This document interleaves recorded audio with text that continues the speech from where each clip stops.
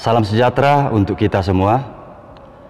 Demikianlah tadi nas khotbah yang boleh kita baca masing-masing dari kitab Keluaran 23 ayat 1 sampai 9. Saudara-saudara yang dikasihi dalam Tuhan kita Yesus Kristus, topik khotbah kita saat ini adalah tentang melawan suap dan korupsi. Istilah suap dan korupsi tentu tidak asing lagi bagi kita.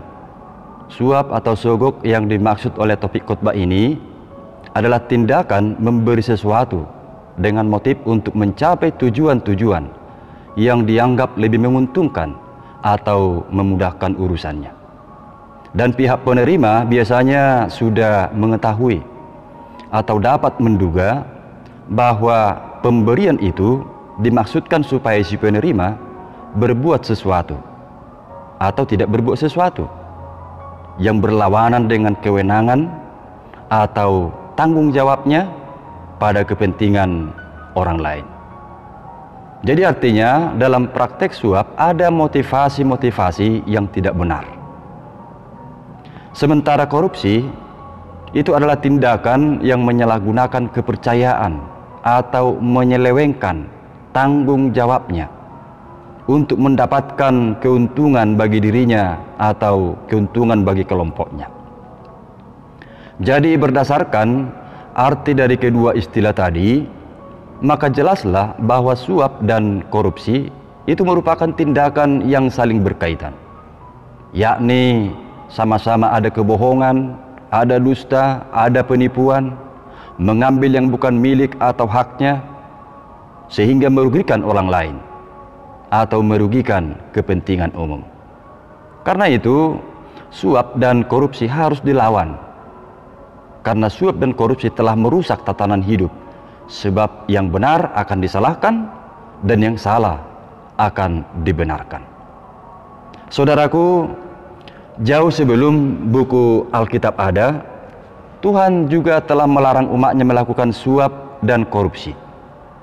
Karena apa? Karena perilaku seperti itu akan menenggelamkan kebenaran, menenggelamkan kejujuran, bahkan menenggelamkan kasih Tuhan di antara sesama.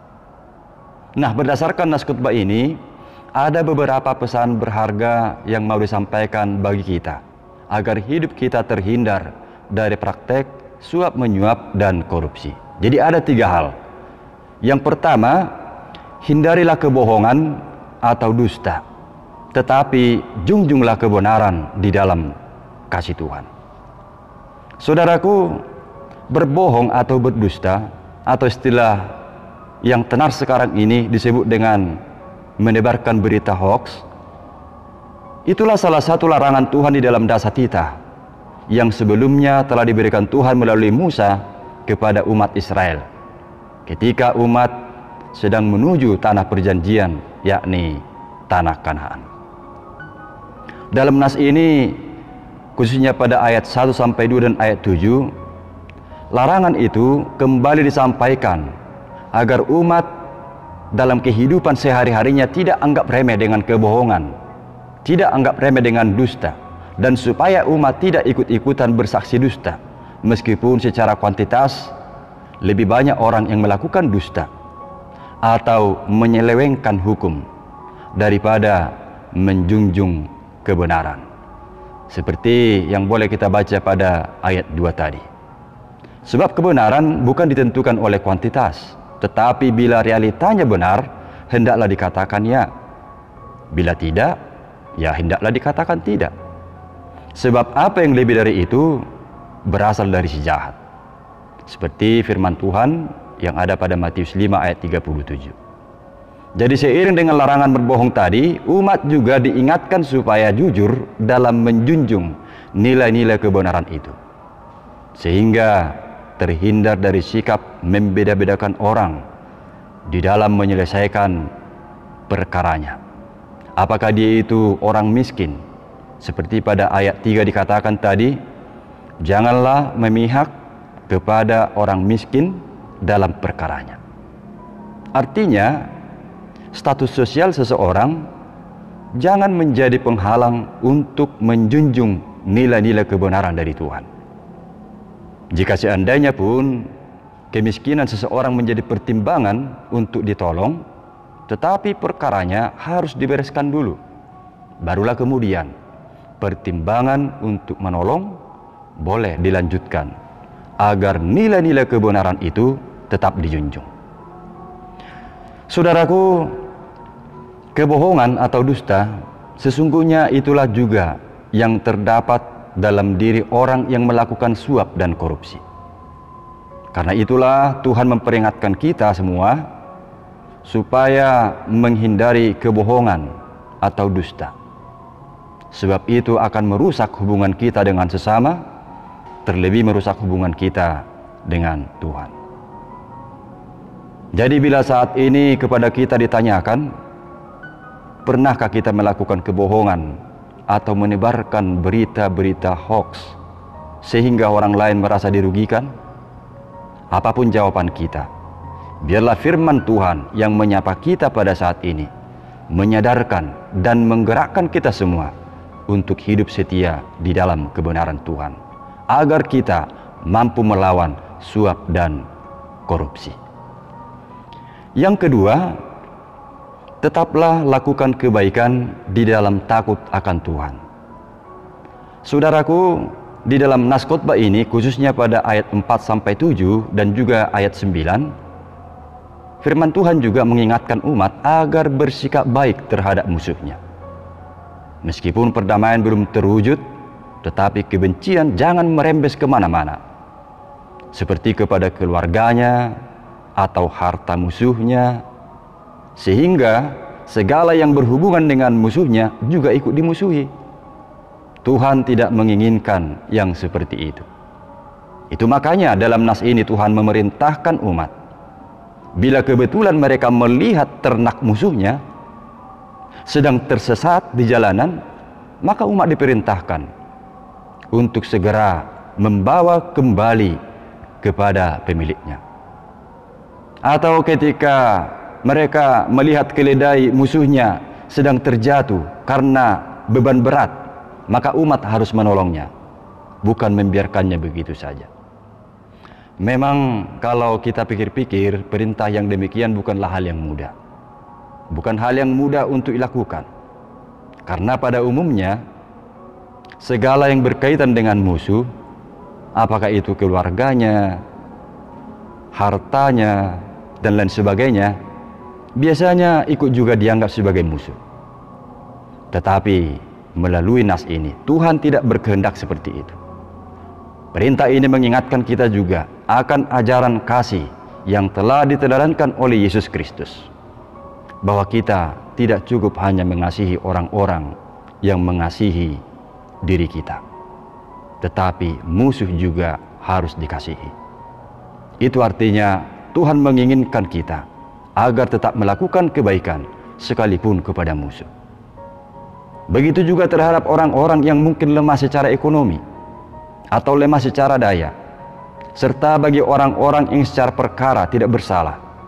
Kepada semua itu, umat harus tetap melakukan kebaikan, bukan menindas, apalagi sampai membunuh, seperti yang kita baca tadi pada ayat 6-7.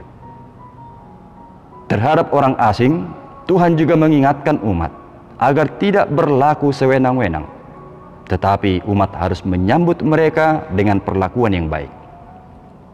Sebab umat juga telah pernah merasakan bagaimana penderitaan hidup ketika menjadi orang asing di Mesir, yang sudah tentu mereka pada saat itu ingin diperlakukan dengan baik. Saudaraku, demikian juga nas ini menyapa kita semua. Karena kita telah menerima anugerah kasih dan kebaikan Tuhan, maka kita pun seharusnya meneruskan kasih dan kebaikan itu bagi sesama kita tanpa sikap diskriminatif. Jadi kalau kita kaitkan perintah untuk melakukan kebaikan ini dengan melawan suap dan korupsi, maka dapatlah kita pahami bahwa orang yang selalu melakukan kebaikan bagi sesamanya, maka itu sekaligus akan membentengi hidupnya untuk tidak merugikan dan menyakiti perasaan orang lain dengan tindakan suap dan korupsi. Karena itu selama masih ada kesempatan, marilah kita berbuat baik bagi semua orang di dalam takut akan Tuhan. Yang ketiga, jangan biarkan materi menguasai hidupmu. Saudaraku, materi, apakah itu dalam bentuk uang, harta dan sebagainya, itu adalah sesuatu yang kita butuhkan, dan hal itu adalah juga berkat Tuhan untuk kita pakai. Dan tentunya kita juga ingin agar berkat-berkat materi yang ada pada kita boleh meningkat atau bertambah-tambah. Dan itu tidak salah, asalkan jangan sampai materi menguasai hidup kita dan didapat dari cara yang halal. Tetapi meskipun demikian, tidak sedikit orang karena selalu merasa kekurangan, apakah dia itu kaya atau miskin, dan tidak mampu mensyukuri berkat yang dia terima dari Tuhan, maka ketamakan atau keserakahan pun mulai merasuki kehidupannya. Lalu kemudian dia pun melakukan perbuatan-perbuatan yang menyimpang dari iman, seperti suap dan korupsi. Hidup yang demikian telah dikuasai oleh materi atau harta. Jika materi sudah menjadi tuan dalam hidup seseorang, biasanya berbagai cara meskipun telah menyimpang itu akan dilakukan. Tidak peduli lagi tentang kebenaran. Saudaraku, pada ayat 8 dalam nas ini Tuhan dengan tegas melarang umat untuk menerima suap. Sebab suap sebagai bentuk dari korupsi akan membuat orang buta terhadap kebenaran dan akan merugikan orang-orang yang tidak bersalah. Karena itulah, jangan biarkan materi atau harta menguasai hidup. Tetapi biarlah kehendak Tuhan yang selalu berkuasa di dalam hidup kita, sehingga iblis tidak punya kesempatan lagi untuk memakai hidup kita menyimpang dari kehendak Tuhan, seperti melakukan suap dan korupsi. Ingatlah, jaminan hidup bahagia bukan pada materi atau harta, tetapi hanya dapat kita rasakan ketika hidup kita percaya dan bergantung sepenuhnya hanya kepada Tuhan yang adalah sumber berkat itu. Karena itu, lawanlah suap dan korupsi dengan hidup takut kepada Tuhan. Sebab tidak berkekurangan orang yang takut akan Dia. Mazmur 34 ayat 10. Amin.